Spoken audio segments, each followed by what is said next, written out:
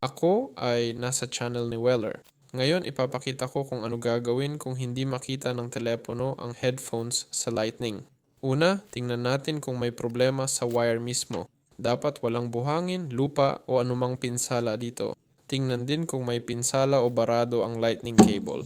Susunod, suriin kung may tunog sa telepono mo. Suriin din, subukan i-on o i-off ang Bluetooth.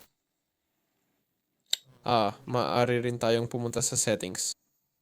Dito kailangan pumunta sa tunog at vibration, at tingnan kung naka-on ang tunog. Tingnan din kung meron. Eto, susunod na hakbang, kung hindi gumana, subukang i-restart ang telepono. Para dito kailangan pindutin ang power button kasama ang volume button.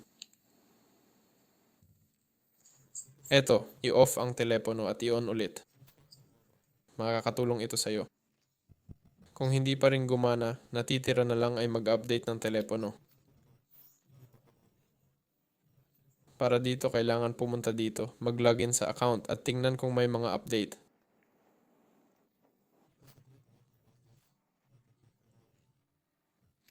Ito, i-reset ang telepono. Para dito pumunta sa general.